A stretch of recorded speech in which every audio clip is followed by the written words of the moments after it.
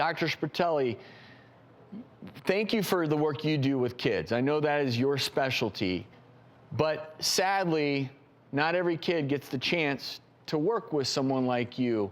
Tell us how big of a problem this shortage is when it comes to mental health treatment for kids. Well, guys, I wish I could say that Natanya's story was an exception, but unfortunately it's not. We are so incredibly understaffed with child behavioral health care in this country. Right now, just a crazy statistic, there are only about 8,000 board-certified child psychiatrists in the entire United States. I'm one of them. There are about 17 million kids with mental health needs. I mean, those numbers are staggering. Dr. Sportelli, I want to jump in because in a country where we spend more money per capita on healthcare than anywhere else in the world by a mile, there is so much money in this system. We give such a small proportion of it to mental health that we should all be ashamed, not of ourselves, but of the way that our healthcare system has evolved. And part of this shortage is because there's just, quite frankly, not a lot of money in it. And until we all start pressuring decision makers to pay more attention to this will not get solved. Yeah, there's no question about it. And Travis, part of the answer is reimbursement and, getting more funding and a revised payment model for people that do behavioral health care for sure.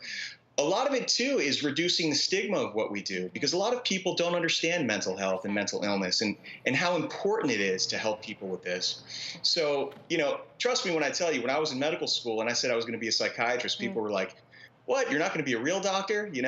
So there's still a stigma. Another issue, I think, is under-identification, because with our children, they're usually not going to self-identify. So we are relying on our parents, on our teachers. And so if that stigma is widespread, they're not going to go to specialty mental health services where they're going to be best addressed. And the crazy thing is, now that we know this huge mental health and physical health link, we also know from research in the last 20 to 30 decades, this has been a consistent stat, that 70 to 80% of children who need services are not getting them. And really quickly, I think before we go to break, it's worth acknowledging a connection here, even if the leaders of our country won't. You can't tell me that someone doesn't have a mental health problem if they're willing to bring an assault rifle into a school and kill their classmates. So I love to believe that our show can be a conduit for social change. Yeah. And I'm hoping that even this segment will start that conversation. Do you both believe, and I'm talking to you, Dr. Sportelli, and Judy as a psychologist on the panel, do you believe that if we do a better job of addressing these 70+% of kids who aren't getting mental health, that we could see a drop in suicides, potentially mass shootings, and also just improve the quality of life of these kids? I absolutely believe that. And I think, a huge takeaway, of course, is we don't want to put more stigma on these individuals.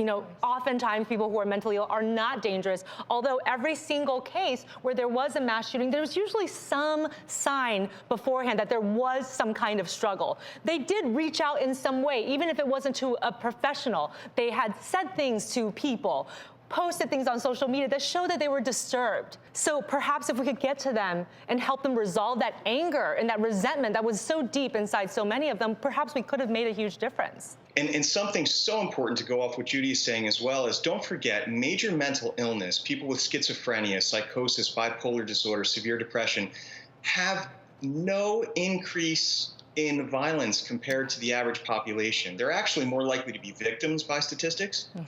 What we're looking at when we see violence in kids, as Judy was saying, is more of a personality component. These are people that have lack of empathy, they have this sense of entitlement, a very low frustration tolerance, and they've learned, and that's an important word, they've learned poor coping mechanisms. They somehow think that anger and violence is the solution to their pain. Right. So if they can learn that that's not how you deal with the difficulties in life, I think we can save lives. Yeah. And I'm actually really glad you brought that up before we close this out, because it's not always about treatment. And I think one of the things that has been lost, and your daughter is a shining example of this, Dr. Sportelli is as well, because quite frankly, no one gets paid anymore to counsel and spend time and talk to kids. It's all about quite frankly, a lot of times it's just about hardcore medication. Tanya told the story of when her son came home just basically sedated.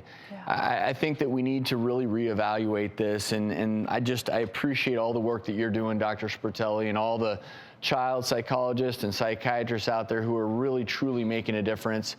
If you are worried about your kids, we're going to have more resources regarding mental health on our website, thedoctorstv.com.